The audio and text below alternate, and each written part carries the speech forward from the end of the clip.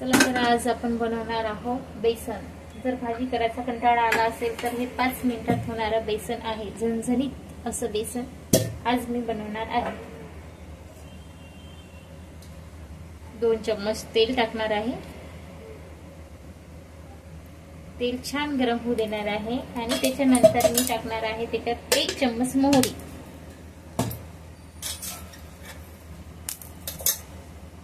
तेल असं गरम झालं की बघणार आहे आणि त्यात 1 चम्मच मोहरी टाकणार आहे।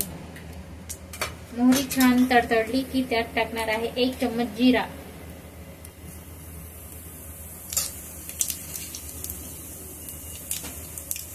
जिरा छान बारीक झाला, छान तडतडला, त्यात टाकणार आहे कांदा।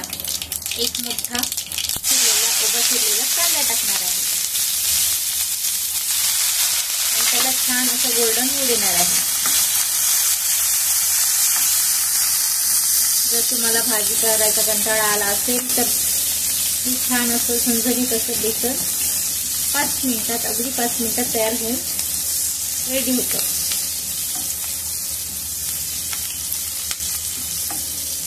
खिचडी सोबत, भाकर सोबत बेसन छान लागते। गरम गरम बेसन आणि भाकर पण छान लागते आणि खिचडी आणि मिरची तुम्हाला आवडत असेल तर एखाद्या वेळेस बनवायला काहीच हरकत नाही। असं कॉम्बिनेशन पण छान वाटते।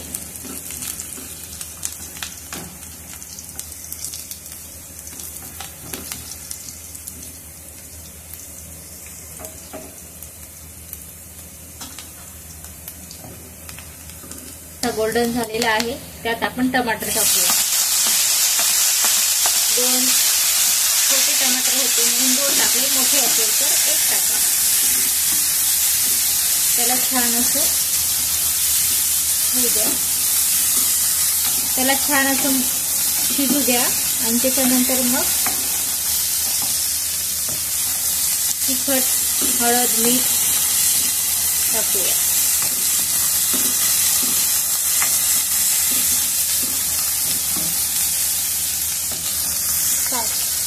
5 मिनिटं टमाटर आपण झाकून वाफू देऊया।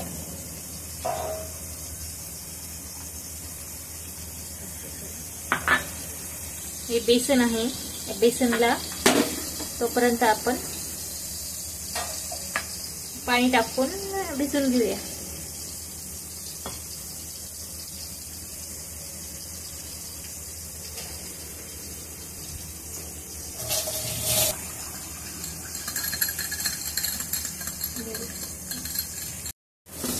तुम्ही बघू शकता टमाटर असे छान मॅश झालेले आहे।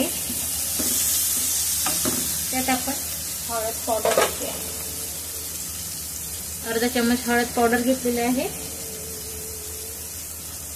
1 चम्मच तिखट घेतलेला आहे,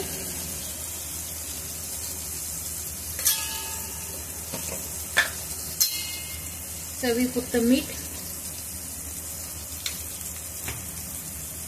हे छान एकत्र करून घेऊया आणि हे बॅटर बनवलेलं आहे मी बेसनचं, त्यात पाणी टाकून ते आपण आता यात टाकून घेऊया आणि त्याला छान असं हलवून घेऊया। मला थोडंसं पातळ हवं आहे म्हणून मी त्यात 1 ग्लास पाणी टाकलेलं आहे।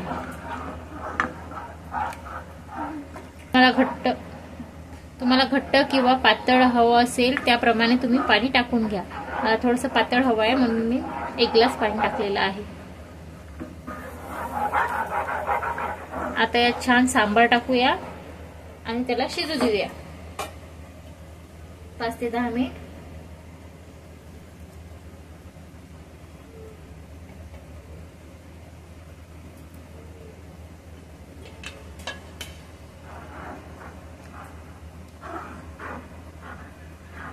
असं 5 ते 10 मिनिट असं छान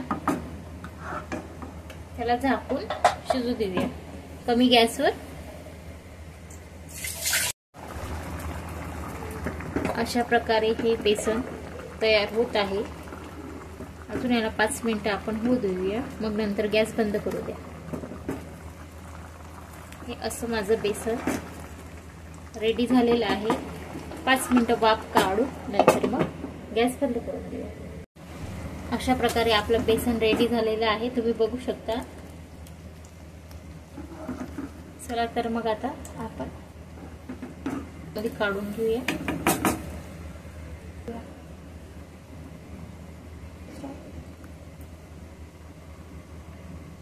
हे असं झणझणीत आपलं बेसन रेडी झालेलं आहे. आपण याला गरम गरम भाकरी, पोळी, खिचडी सोबत खाऊ शकतो. अशा प्रकारे आपलं बेसन तयार झालेलं आहे. आपण भाकर सोबत, खिचडी सोबत खाऊ शकतो. जर व्हिडिओ आवडला असेल तर लाईक करा, शेअर करा, सबस्क्राईब करा. प्रकारे माझ्या इझी रेसिपी आणि झणझणीत रेसिपी जर तुम्हाला आवडत असेल तर माझ्या व्हिडिओला लाईक करा, शेअर करा आणि सबस्क्राईब करा आणि इंस्टाग्रामला पण मला फॉलो करा.